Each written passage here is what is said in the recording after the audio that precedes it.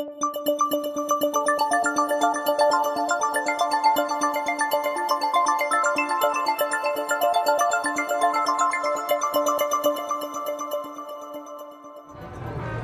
I didn't have the power. Their ladies are munching my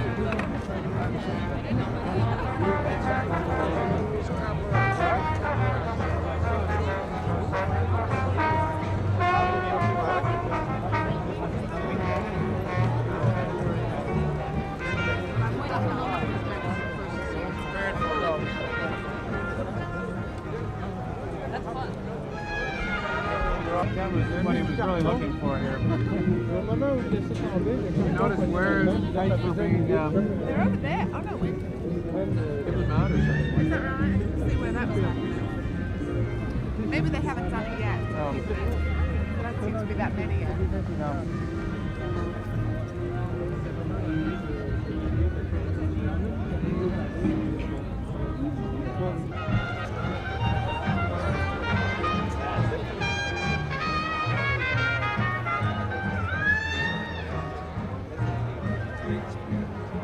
Up through there.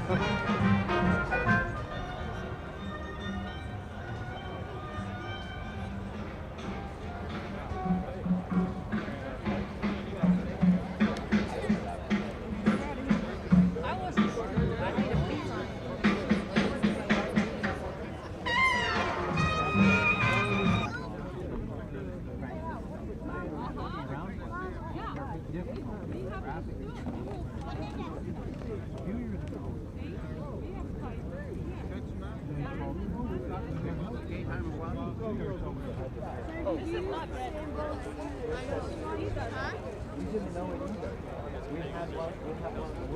Let's go, Doc. Where's the birthday baby?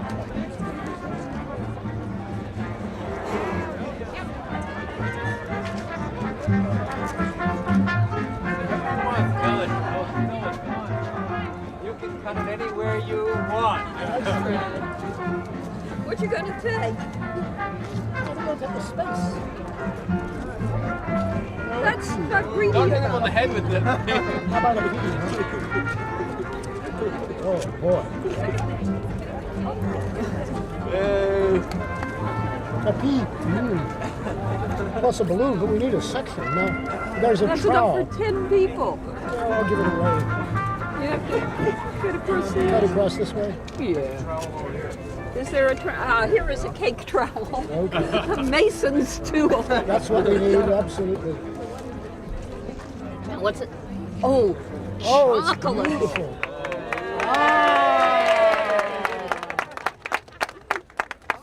Beautiful. Now, here. Put it down here.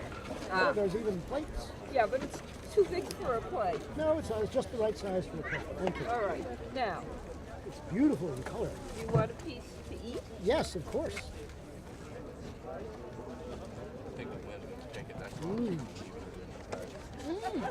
It's good. What's your calculation for how many it will feed? We're told it's It's 300 pounds of cake. Phyllis, did you bake it yourself? we never saw this cake before in our lives. No, this clearly has the It institute. is a cake. It's a very good dark chocolatey cake, and I highly recommend it. And people who don't want to eat chocolate should not eat this cake. Admirable cake. Yes, it is. Calculate that. Who else really needs a piece? Come on, there's some kids. I would say who about need 3,500.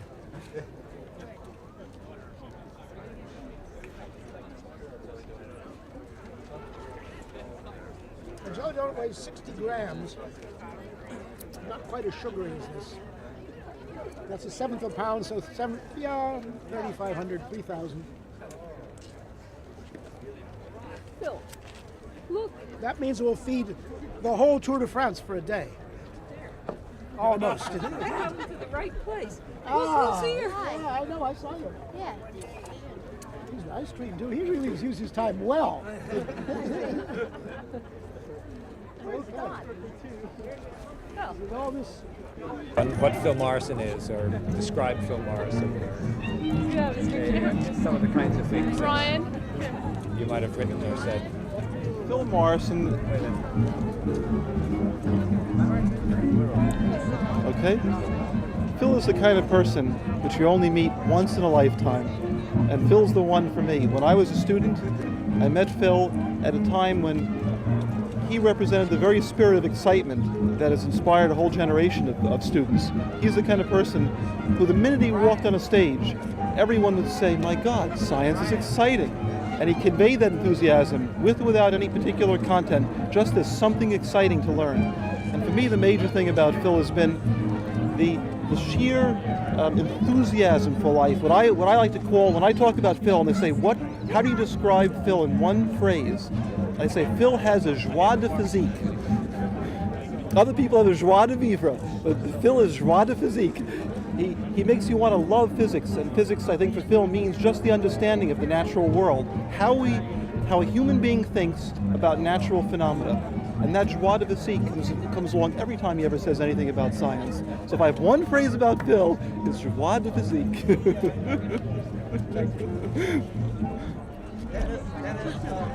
Minute or so, just if I asked you to describe Philip or what he meant to you, or an incident in your life or something like that just a short think bite that we might use at some point in this little celebration. Yes.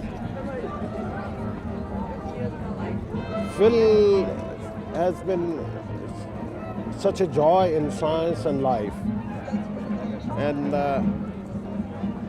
one felt that one could go to him when one was talking about things which were not connected only with physics or only with science, but with lots of other things together. Many years ago, I sent around an SOS.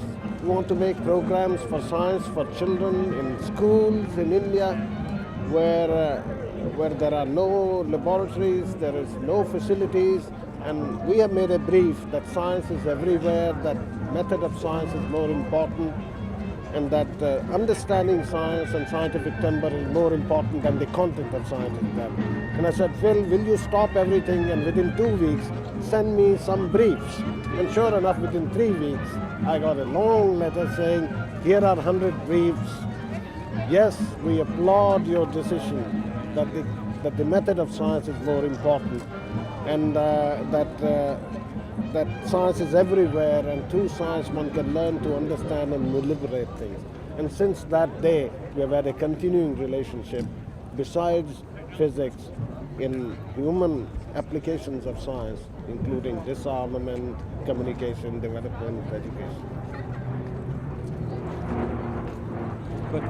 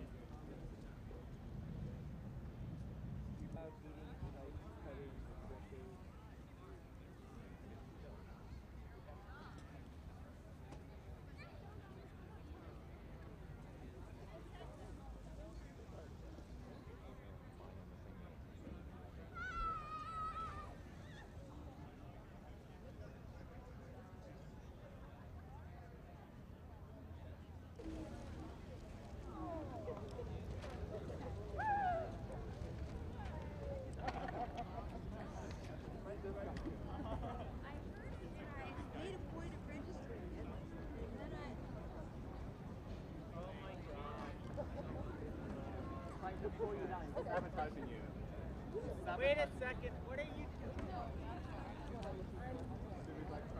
Yeah, why don't you go over to asking Grace Pleasantly what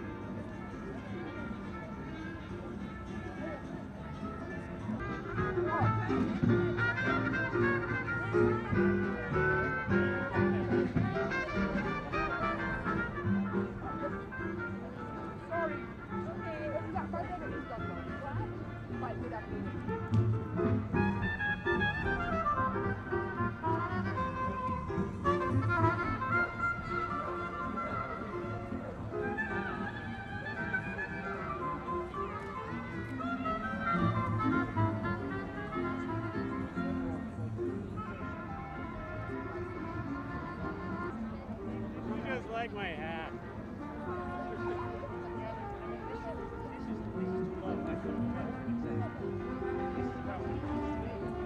Jess, where are you?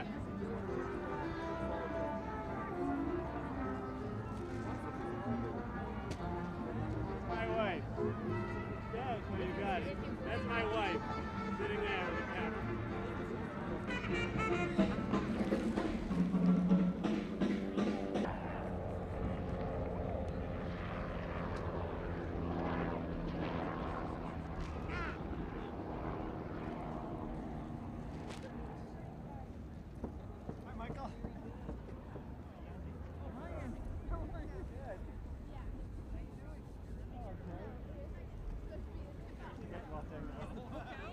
It's Alan.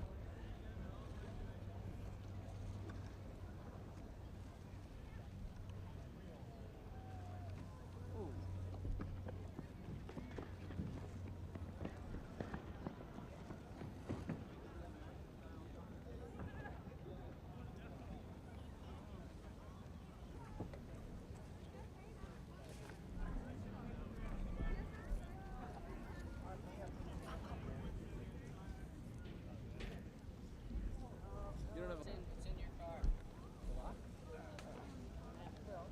Pretty good.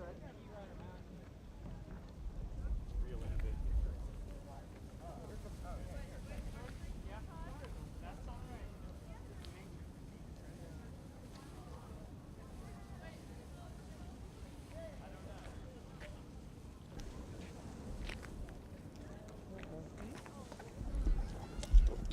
Oh, I'm sorry.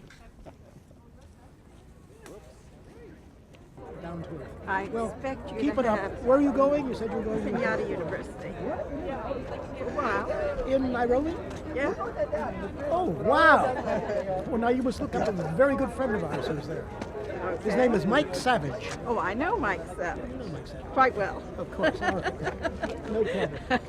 It's those intersecting worlds. All right. Yes, it certainly is. Okay. Of course, I realize you have to know him. Yeah. Autograph? Okay.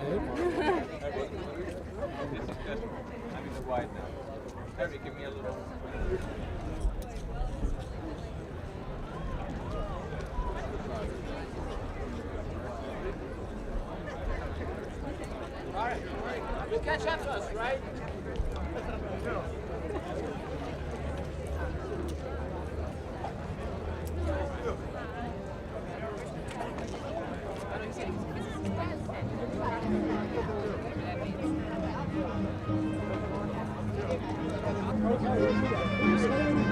Pardon? That's right. My binding works on knife and alcohol. You can fluid it too.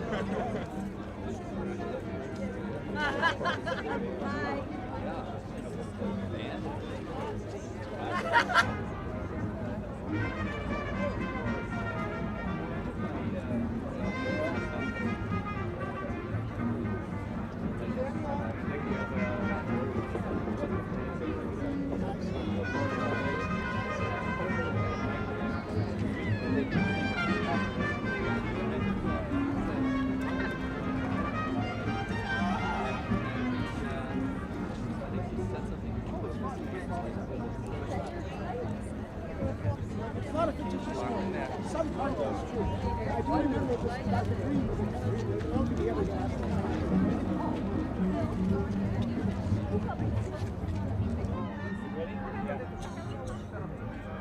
Well, I've been inspired by Phil ever since I've been a physics student, an undergraduate, because not only for the physics that Phil has, but for his all the other things that he's interested in. He was always my idol in a sense, someone who has curiosity about the world in general, not only how to calculate it, but the items of the world, the tools of the world. And I've always loved that curiosity of him. So he's been a foundation for me, especially moving from physics into teaching non-scientists, which is not an easy thing to do when you come from a background of graduate school going on and becoming a professional. So to me, Phil is quintessential cross-cultural person. Well, I've known Phil since the days at Los Alamos, and then later at MIT when he came to work with us in cosmic rays. And that was when we really had a fairly close collaboration Sir, could you talk to me? in Bruno Rossi's group. And it's been a very close collaboration in astrophysics ever since then. Phil's always been a source of ideas and an inspiration to it. A wonderful colleague to work with. Okay, well, I became a friend of Phil Morrison much later. In 1967, I was invited to come to MIT from Princeton. And then I met him in Trieste. There was a conference on the whole of physics. And I was fascinated. This fact, plus I met Bruno Rossi and Bridge, this group convinced me to come at MIT. Then I became also a neighbor. We had an office together with Phil and with a passive open door. He's a marvelous person. He's a friend and he's a neighbor. And I can tell you, I always say, go to the Soviet Union. He has many friends there too. It not only is an excellent scientist, but he's really internationally minded. He's a citizen of the world. And well, we'll miss him greatly. I don't think he's replaceable. What kind of qualities would you, when you think of Phil, what kind of personal... Openness, open-mindedness. Well, he has an incredible knowledge of physics, and he can apply it over a much broader range than can most of us. And so if you have a problem, Phil always brings a perspective to that problem which you probably haven't thought of yourself. So he's just a wonderful guy to have around, to bounce ideas off of. 99% of the time he'll tell you why you were wrong. Can you think of an anecdote that expresses him and an incident? Oh, there are many, but let me add a little bit to what strikes me of Phil is that his freedom. In other words, in science you are tied to formulas and so on, especially if you do theory. You tend to get quite constrained. And he burst through that. And it really, especially if you are younger, then, it lets you free. And that is, he has this liberating influence that nobody almost has in the scientific community.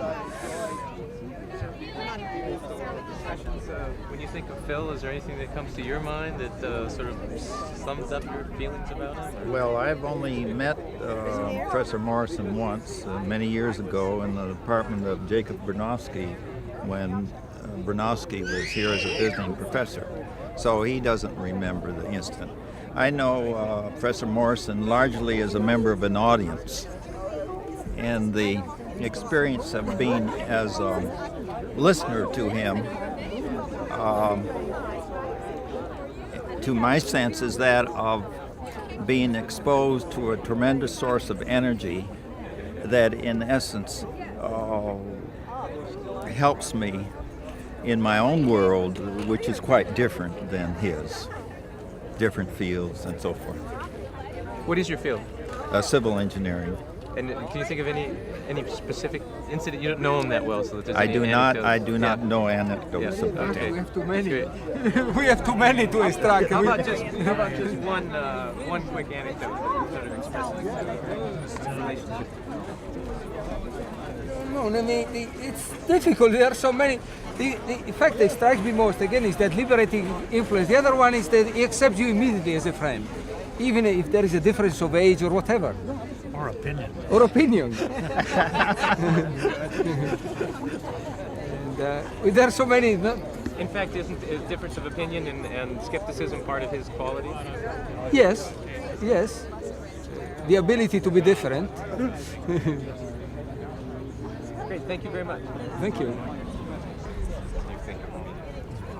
Well, he's such a polymath. It's hard to find anything he doesn't know about.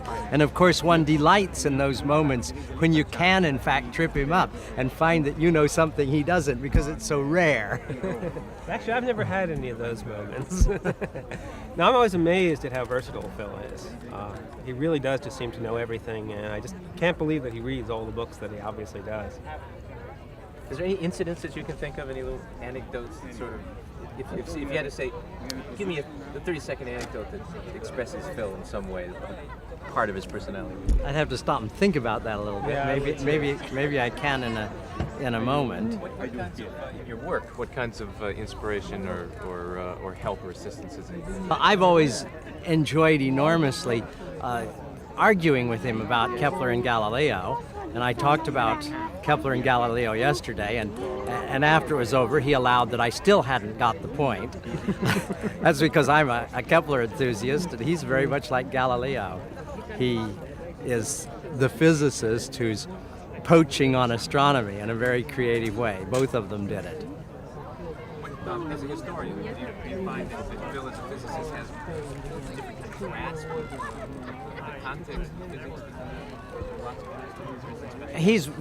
Well, what is rather astonishing to me is that in addition to reading all of the stuff about current physics, he also reads the Journal for the History of Astronomy and any number of other things relating to the background, the historical background. So he's very knowledgeable about all kinds of crazy details about Galileo and how Galileo was in the one good place for getting glass so that he could make his own lenses and things of this sort. I've learned a lot of historical things from him, actually. Anything else that springs to your mind when you think of Phil and maybe how he is as a human being, or and a scientist, and a historian, and a polymath, and whatever? Well, Phil really has been a lot of encouragement to me since I've come to MIT. Actually, a number of the people who've been working in cosmology for years have been rather slow to accept the inflationary universe. I think people do tend to become ingrained with different ideas. And Phil's not been like that at all. He's been very enthusiastic towards the work that I've been doing, and has been a tremendous amount of encouragement and also a certain amount of guidance. He's always urged me to try to emphasize the features of the inflationary universe that do not depend on the details of particle theory. And I think he's right about that. The details of the particle theory that are involved here are not very well established, and I think it's very important to separate those aspects of inflation which do not depend on the details of the particle theory from those that do. Is there anything specific you can remember, or just a glimpse of a conversation or an insight or a discussion with him about the inflationary theory where he gave you some encouragement that was important, or an insight that was important? Is there anything that springs to your mind? Yeah, I'm afraid I can't really think of a specific conversation like you're looking for. Sorry. That's fine. That's fine. In 10, 20 words or less, give me a thumbnail sketch of Phil Morrison, starting with Phil Morrison, if you can do that. That's hard. Let me think a second. I'll tell you something more. He's always very interested in young people, and it was in the context of teaching and working on curriculum reform that I first met both Phil and Phyllis.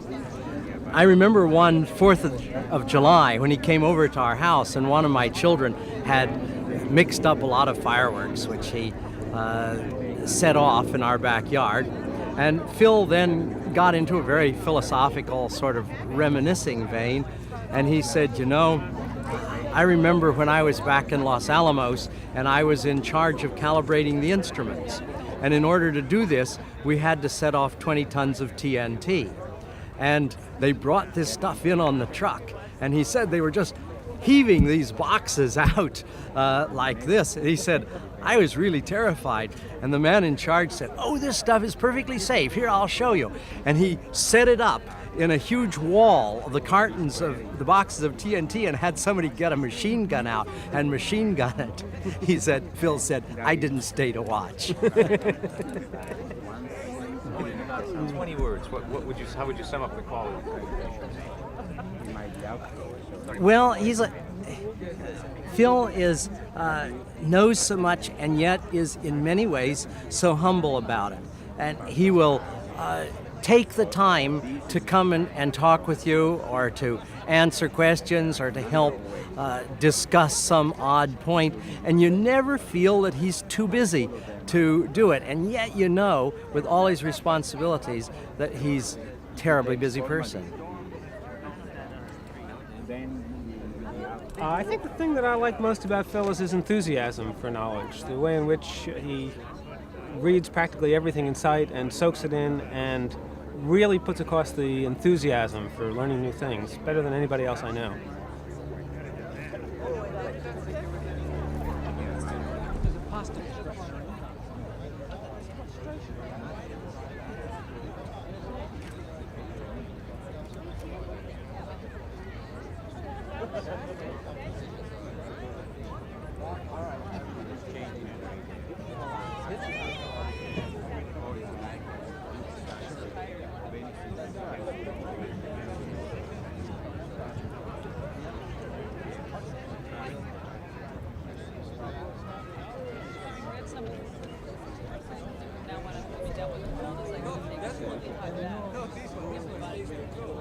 I wonder if we would just go around collecting balloons.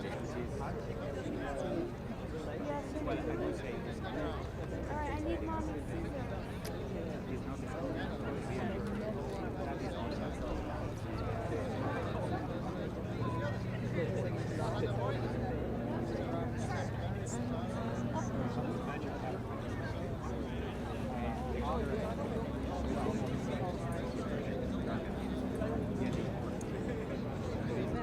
Phil Morrison, there's a colleague or a friend or just a scientist? Well, I've never worked with him as a colleague. I just happen to know him because I've been at MIT here for a few years, and my first real contact with him and his work, I think, was when I saw the exhibit at Expo in Montreal, the 67, I guess it was, and they had the building IBM had put up, and one of the films that had been done in this sort of three-dimensional type of film by, I guess it was Charles Eames, really exhibited the book he'd written, Powers of 10, where you go out into space, it's sort of a different order of magnitude from your solar system to your galaxy and on beyond, and then you go down to sort of a micro, sort of a micro infinity. Just very impressed by both that presentation and also the book itself, which is a kind of a classic. You can still buy it around in Coop here. It's a real classic of the sense of infinity and dimension. And of course, once you come in contact with him, he's exceptional, because I myself was originally trained in science, although I do other things, but he still has the old spark of what science was about when it was in its formative, idealistic sort of phase. It was a thing that people found as a tremendously creative type of force, and he still conveys that, together with the unusual sort of human quality, which I think gets lost over the period that I'm talking about, which goes back, several decades. And when you come into contact with him, you know that he's an exceptional human being. And that's, of course, an element that needs to be constantly added to science as more and more is accomplished with it, and the purpose of it becomes more and more a matter of doubt and concern. Is there any specific thing you can think of that illustrates his either humanity or his breadth of knowledge or his integration that's like the way science used to be? Yeah, well, of course, everybody has noticed this. This is not a new observation, but I think it's a fact that people who create things, although in a way they're accused of this, it's a compliment. It's that they're childish. You know, it's a very childlike quality. It's the question of why is the grass green, why is the sky blue? They've never answered either of those questions adequately, but if you ask a person that, they laugh at you because it seems like it's so simplistic that you don't really need to bother about it. But when you think about it, if we knew how the grass worked, we'd be pretty well off. We wouldn't have to make food the way we do. And it's that kind of thing. You know, it's just a very ingenuous way of looking at the world and asking a lot of questions. And the other aspect is always having a sense of humor. And it's those two is very refreshing, you know, to have a sense of humor about everything and also to be totally honest and curious about not only what you know, but what you don't know. I mean, you know right away that if he doesn't know something, he'll tell you. Most people try to hide what they don't know. And I think that's a very, very human and a very, very wonderful quality for creativity. Can you just, in about 20 seconds, put together those things that you said, just very short statements about the sense of humor, the quality of skepticism, the admission that he doesn't know the childlike? He probably would come back. Well, I think in the period there where the student was giving him you know, this gift and making a little statement about him, I think he summed that up. That he referred to that fact that he was always open, always had this sense of humor, very much a model of how you ought to be if you wanted to be a searcher, a creator, a person who you know, was in a sense not hiding his ignorance, but always willing to find out the answer by admitting what he didn't know. And I think in a sense what he's done is he's conveyed the essential posture for a person to have to be really creative and really to be a searcher for the facts as well as you can find them with the equipment, you know, that we've been given. Thank you very much. That's very nice. Before we begin, what I was trying to tell you is that we had there's a lot of conversation going on around this table, and there are. That's what I was trying to tell you. I thought you were doing the helicopter. I knew that. Oh, it's a conversation. Okay. Could you shush? Because we're all going to be in the movies. Excuse me, can I hate to be like this, but I just want to take this apparently. No, please stay where you are. Please stay where you are. Just speak. Just speak lower. Okay, like that. We only can speak. What is it? I love Phil Morrison, and when I think of Phil, I think of Phyllis, whom I love just as much. I really cannot think of one without the other. He's the simplest, complicated man I know, and she's the most complicated, simple woman I know. I have never heard him without balance, without consideration, without intelligence. And as far as I'm concerned, he knows all about everything. A great pleasure is to have dinner at his house because on one side of the table is a microscope and on the other side is a computer. And I think after this birthday there'll be a transmitter and a receiver. And if a person has done interesting work or if there's a bread... Phil. You want to know what we feel about Phil? I'll speak for myself, but I'm sure they'll all agree with me. Phil Morrison is a man with incredible eyes. Eyes which speak of a kind of enthusiasm which is so extraordinary that just to be around the man is an exciting experience without quite putting your finger on it, you know. He prompts you to think perhaps in ways you haven't thought before. And the eyes are what do it. You know what I mean? I mean, it's extraordinary quality. I back that out absolutely, because a lot of the time I can't hear what he's saying because I'm a little deaf, and I'm coming away so excited from him. Even when he's just asking a question in the front yesterday. You know, the tempo of his voice, and he speaks fast like all those scientists. They speak at 150 miles Yeah, you know, an hour. Phyllis is an artist, and that's our connection. But to be around the man and to listen to him talk about his enthusiasms, there's a real connection there, because science and art do have some connection. Vague, perhaps, or very close. It's hard to say. But when you're talking to a man, you think you're talking to an artist in a curious way. It's But also, fascinating. it's the combination of the two personalities together. I think Phil was married before, wasn't he? I know that Phyllis was. But Well, whatever that they're was, just two people that are so A marriage made in created heaven. in heaven. A marriage you know? made in heaven. Absolutely. Now we've summed it up. One is very rarely in one's lifetime in the presence of a great love. And that exists between Phil and Phyllis Morrison. And Right. it's awesome and beautiful and entire and various.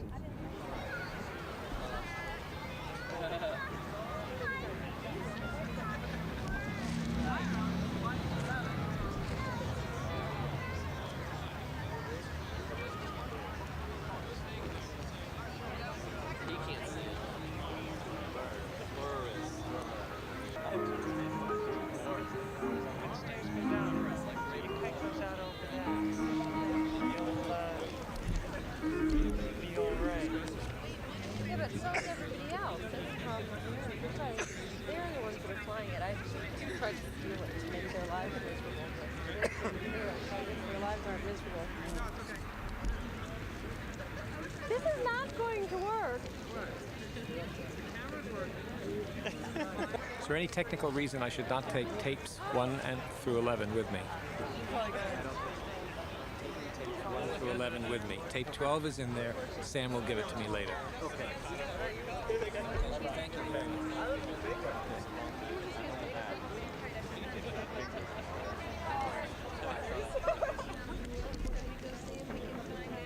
Can you listen while you're playing you're on the same color towel?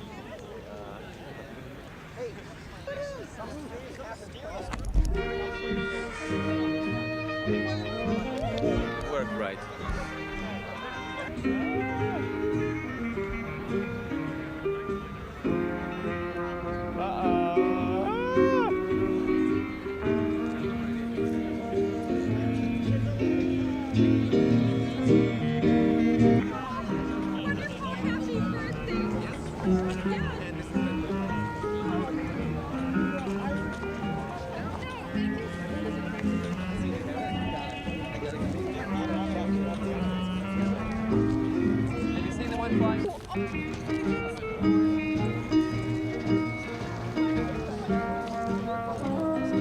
Touch, I like it. I hope you don't lose the whole thing someday. I hope not. Okay. Tape. Yes. The balloon doesn't have much force. Not too much lift, yes. Okay. Well, happy, Okay, thank you very much. We may see you, I don't know. When was it in Wisconsin? When was the summer school in Wisconsin? Summer school. You came as a visitor, and Eugene came as a visitor. He brought a whole gang of graduate students with him. Patient. And I Fine. didn't want to, and No, come out. okay, that's And fine. I apologize, but No, I'm that's just fine. explaining why I'm Right, speaking up. everybody's just been It's butting just one in. more and one more and one more Right. and one more and one more and one more. Right. Okay. And if this is the last 10 minutes, is that all no, right? that's fine. But like I say, if there's more.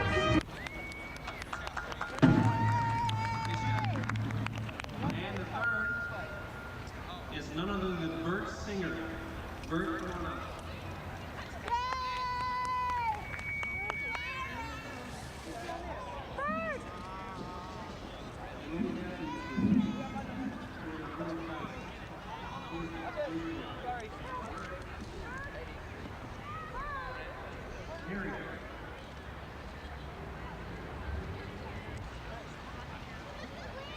Over there? Back to Jason.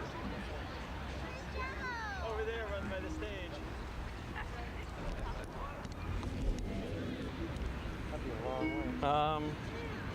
It's really turning it up. Let's see, what do I have for winders here? Where's that winder? Okay, I have 2 winders. Do the 100. If you can get the 125-pound test, which is the small diameter line. Small one? Yeah, Right. just do that. Don't worry with the fat line. I think I have all the You fat have that, line right? Did you here. cut it off? Yeah. And you could start at either end, whichever end seems easier for you. Probably this one. Can I get you to just concentrate on your kite just for a second and act as if it's hard to stay Don't up? lay it on top of Pull the it in other. a little bit. You do that, you tie them in a knot. Spread it out. Do I cut this off this area? Yeah, that's it. We got a picture too. Can you let it out? I am letting it out. What I'm doing is pumping it. That gives it altitude, then bringing my arm forward. Every pump, I'm actually letting it out 3 feet every time I do that.